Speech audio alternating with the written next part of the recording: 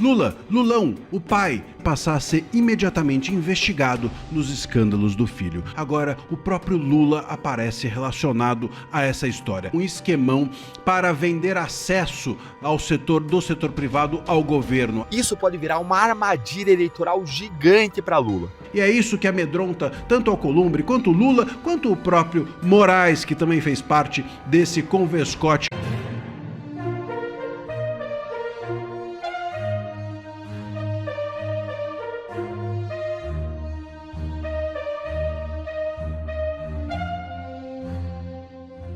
PF encontra indícios da participação de Lula nos esquemas de Lulinha. É isso mesmo.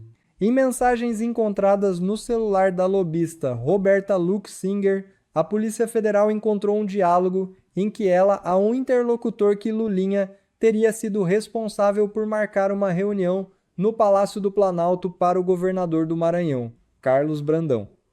Na sequência, a lobista afirma que Lula iria prosseguir com a liberação da obra dele. De fato, a PF apurou que Roberta mantinha diálogos sobre negócios com o governador maranhense. Em 22 de maio de 2024, a lobista enviou uma mensagem de áudio a Lulinha informando que seria realizada naquele dia uma reunião do governador do Maranhão com o então chefe de gabinete de Lula, Marco Aurélio Santana Ribeiro, o Marcola.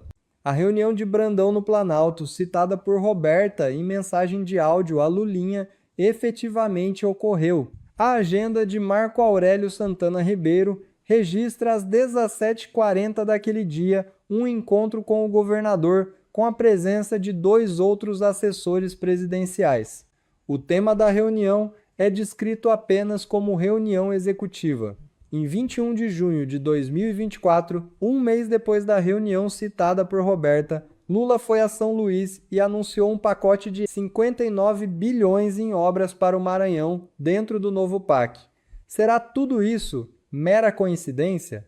Lulão, o pai, precisa passar a ser imediatamente investigado nos escândalos do filho. Todo mundo já sabia que Lulinha e Roberta Luxinger vêm fazendo um esquemão para vender acesso ao setor privado ao governo, acesso à agenda do Lula. Agora, o próprio Lula aparece relacionado a essa história. Novas mensagens que foram reveladas pelo Estadão hoje, sábado, dão conta de que em maio de 2024, a Roberta Luxinger avisou o Lulinha que o governador do Maranhão, Carlos Brandão, queria uma agenda com o Lula, com o pai, e diz, aspas, seu pai falou que vai prosseguir com aquela liberação da obra dele. Ou seja, isso mostra que a Roberta Luxinger tinha contato direto com o Lulão, com o pai, sobre os esquemas que estava fazendo com o filho, com o Lulinha. Percebem a gravidade?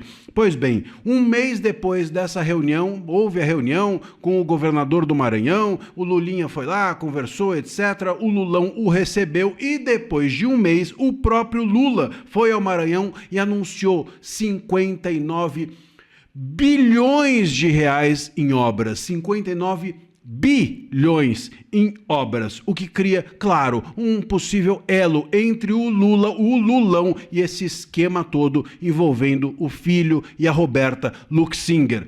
O ponto aqui é que o próprio governador do Maranhão disse que não tem nada a ver com essa história, etc. O Lula até agora não falou nada, se falar provavelmente vai dizer que não sabia de nada, porque o Lula passou a carreira dele inteira sem saber de nada, não sabia do sítio, não sabia do triplex, não sabia também agora provavelmente de nada disso, mas o fato é que depois dessa reunião conseguida pela Roberta e pelo Lulinha, e a gente não sabe se os dois levaram alguma coisa nessa, depois dessa reunião veio o próprio Lula, deu um ok para liberar 59 bilhões em obras para o Maranhão. E aí, o Lula fez isso porque sim, o Lula fez isso porque acreditava nessas obras ou tinha alguma coisa, tinha algum esquema eventualmente envolveu o próprio Lula, o pai, o Lulão.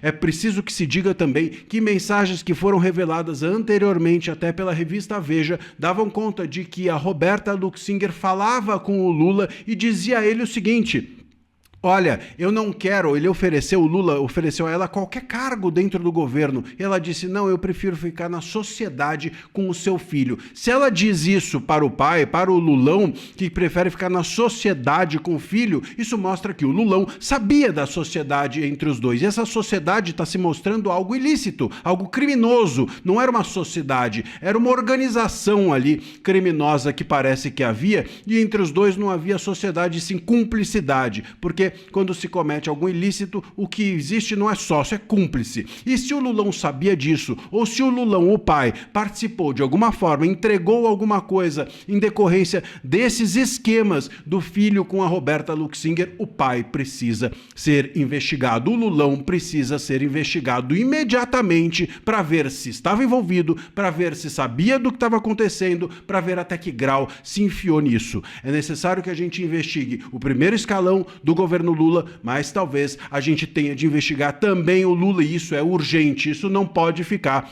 para depois das eleições. Aqui no canal a gente vai cobrar, a gente vai seguir atento, e eu peço que você deixe o seu comentário e se inscreva no canal para ficar sabendo de tudo a respeito dessa história que cada dia tem um capítulo pior do que o do dia anterior. Também te convido para nesse domingo, assim como todos os domingos, enquanto as eleições durarem no país, nós teremos a nossa central eleitoral, uma live rápida que a gente faz às 8h30 da noite, meia horinha, e põe você por dentro de tudo o que acontece na semana anterior a respeito das eleições. Até lá, põe na tua agenda, 8h30 da noite nesse domingo.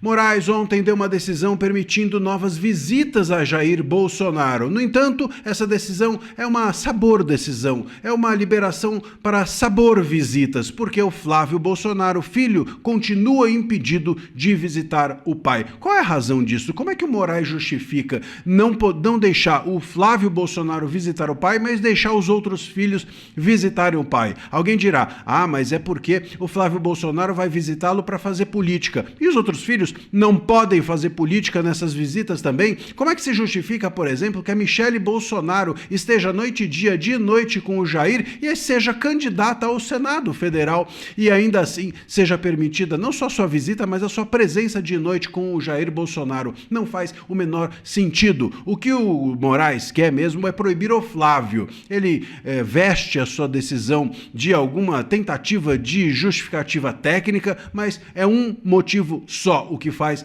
com que o Flávio esteja impedido de visitar o pai. O Moraes não quer que o Flávio use o capital político do pai, não quer que o Flávio use o Jair Bolsonaro como cabo eleitoral de sua campanha, não quer que o Flávio possa, na campanha, usar o legado do Bolsonaro e do bolsonarismo com ele, e assim tenha chances não só de fazer com que o bolsonarismo se perpetue, como também tenha chances até mesmo de derrotar o candidato do consórcio estatal, que é o candidato da esquerda. Moraes sabe muito bem, essas reuniões das últimas semanas entre ele, Alcolumbre e Lula, Moraes sabe muito bem que esse trio reeleito é a festa da uva. Esse trio reeleito é tudo o que os três querem. É uma forma deles sobreviverem com o poder soberano, supremo, imenso que eles têm nas mãos. Se o Flávio ganhar, tudo isso pode cair por terra, e é isso que amedronta tanto Alcolumbre, quanto Lula, quanto o próprio Moraes, que também fez parte desse converscote que a gente noticiou aqui no canal, inclusive nas últimas semanas. Também essa proibição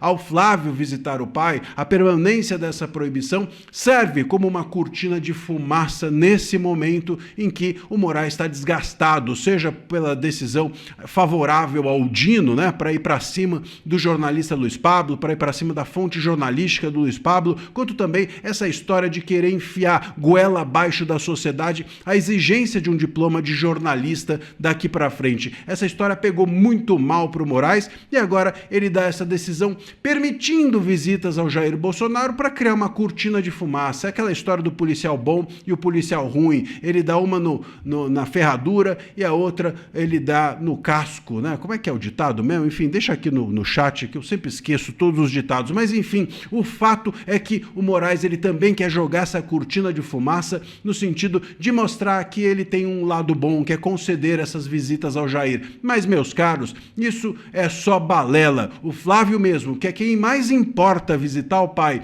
para dar continuidade ao bolsonarismo, para dar força e tração à sua campanha, segue impedido de visitá-lo. Aliás, o impedimento ao Flávio Bolsonaro ele vai seguir durante praticamente toda a campanha eleitoral. A proibição do Flávio termina no dia 11 de outubro e o primeiro turno ele será no dia 4. Portanto, toda a campanha, ou praticamente toda a campanha, o Flávio terá de fazer sem poder visitar o pai.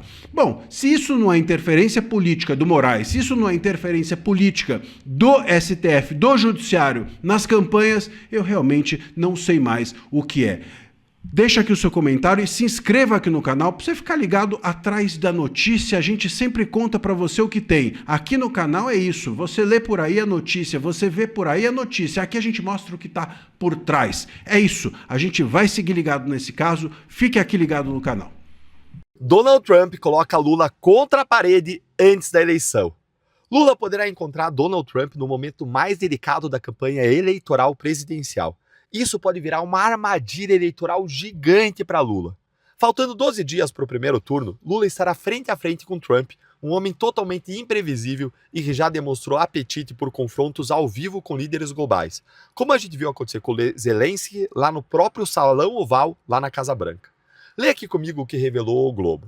O presidente Luiz Inácio Lula da Silva já tem um encontro marcado com o líder dos Estados Unidos, Donald Trump, após o telefonema de 1h20 entre os chefes de Estado realizado na última sexta-feira. Os dois vão discursar, gente, em sequência na Assembleia Geral da ONU em 22 de setembro. E não existe uma reunião formal anunciada, marcada, mas, se eles não se evitarem, eles devem se encontrar nos bastidores. E o detalhe explosivo é a data, 12 dias antes da eleição. Trump e sua equipe já terão um diagnóstico mais claro sobre a disputa entre Lula e Flávio, e qualquer frase, fotografia ou gesto vai entrar diretamente na campanha eleitoral aqui do Brasil, pro bem ou pro mal. Lula precisa transmitir a imagem de que ele normalizou a relação com os Estados Unidos e que está atuando contra os dois novos tarifaços recentes contra o Brasil, que prejudicam e muito a nossa economia. O secretário de Estado, Marco Rubio, ele excluiu o Brasil da lista dos aliados, colocou ao lado de Cuba, da Venezuela, da Nicarágua. Trump ainda recebeu Flávio Bolsonaro na Casa Branca poucas semanas depois da visita de Lula. Para Trump, a situação é boa, gente, porque ele pode conversar sem abrir mão de nenhuma pressão, enquanto que o Lula vai estar totalmente pressionado aí pelo calendário eleitoral diante de Donald Trump, uma das lideranças mais, vamos dizer assim, complexas, difíceis e duras do mundo. Portanto, gente, os dois chegam a Nova York em posições muito diferentes. Lula precisa reduzir a crise comercial e evitar uma declaração que fortaleça seu adversário. Já o Trump, ele pode escolher entre oferecer uma fotografia amistosa, exigir concessões ou simplesmente manter Lula esperando aí pelo próximo movimento. E tem um sinal curioso nessa história. O telefonema entre os presidentes durou 1h20. O Palácio do Planalto correu para dizer que a conversa foi amistosa e cordial. Mas olha o que registra a reportagem. Olha aí. A Casa Branca, por sua vez, não qualificou a ligação entre os presidentes. Ou seja, Lula divulgou cordialidade. Na minha leitura, Trump preservou o silêncio e também a margem para aumentar o preço de qualquer acordo. Essa é a diferença entre discurso ideológico e poder real. Durante anos, Lula e o PT trataram Donald Trump como uma ameaça global. E agora, Lula precisa administrar essa aproximação às vésperas da eleição e aliviar a pressão. Só que o Trump ele não age como um aliado automático de ninguém. Ele negocia. Ele pode elogiar Lula num dia, receber o Flávio no outro e usar tarifas, comércio e acesso diplomático para obter aquilo que ele deseja, dentro da política America First. Por isso, o encontro pode virar uma armadilha para Lula. Se o Trump fizer novas críticas ao Brasil, Lula vai ser atingido em plena campanha. Se exigir concessões, Lula vai ter que explicar o preço da trégua. E se demonstrar proximidade com Flávio, vai mostrar que Trump acredita que Flávio vai vencer contra Lula. O Brasil precisa de um Senado que defenda os nossos interesses sem transformar a diplomacia em propaganda eleitoral. Se você é do Paraná, no dia 4 de outubro, vote 300, vote Deltan Dallagnol para o Senado. E manda esse vídeo para alguém que precisa entender o que está em jogo nesse possível encontro e nessa dinâmica internacional. E se inscreve no canal, curte o vídeo e vem virar membro. Um grande abraço e até o próximo vídeo. Nada abala a minha convicção de que a gente vai vencer esse ano, derrubar o PT, fazer a maioria no Senado e resgatar esse país. Eu vou te dizer por quê. Ontem saiu a pesquisa Datafolha. Para o sistema, é a pesquisa que eles mais gostam, porque ela é tradicionalmente uma pesquisa que favorece o outro lado, que favorece a esquerda e tira pontos da direita. Mas mesmo no Datafolha, o resultado que saiu ontem foi esse. Lula tem 47 no segundo turno e Flávio tem 43. Ou seja, uma diferença de 5 pontos entre Lula e Flávio Bolsonaro. E se a gente for olhar aqui, tá aqui, ó. 47, 43, a diferença aqui de 5 pontos, né?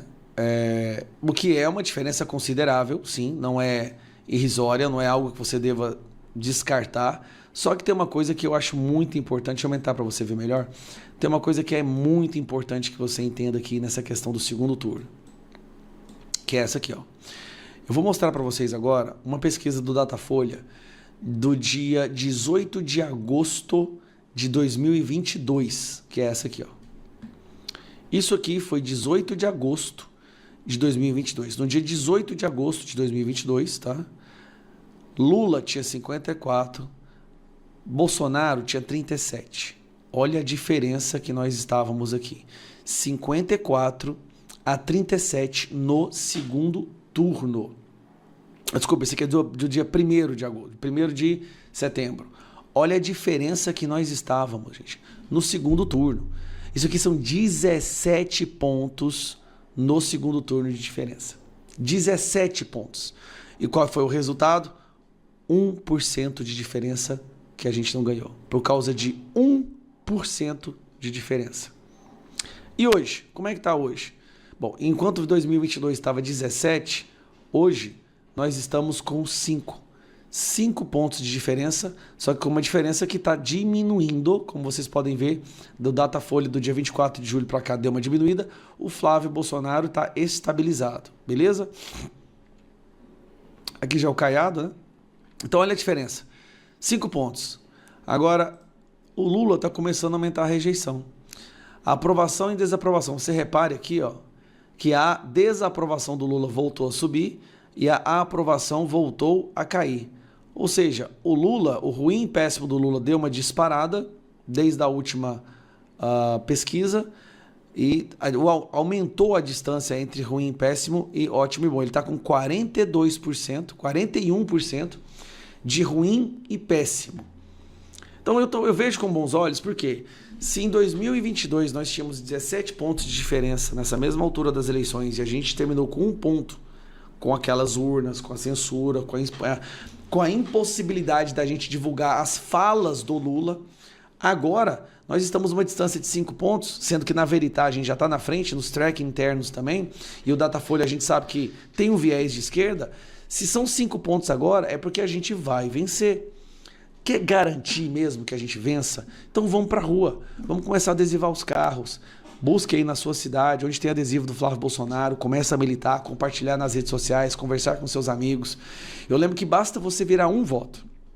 De agora até as eleições, tudo que você precisa fazer é pegar uma pessoa do seu meio de convívio e virar um voto. Se 1 milhão de pessoas virar apenas um voto, a gente garante a vitória. Garantimos a vitória. Então compartilhe esse vídeo, vamos trabalhar. A gente não pode, o Brasil não é que ele não aguenta mais 4 anos de Lula, o Brasil não aguenta mais 6 meses, mais 1 ano de Lula. Mais 1 ano desse governo, eu garanto para vocês, acaba o nosso país aí, meu amigo. Aí sim vai ser uma venezuelização total. Bom, pessoal, esse foi mais um vídeo. Eu espero que vocês tenham gostado. Se vocês gostaram, deixa o like aqui para fortalecer nosso canal. Logo eu volto trazendo mais informações da política para vocês. Um forte abraço, fiquem todos com Deus e até a próxima.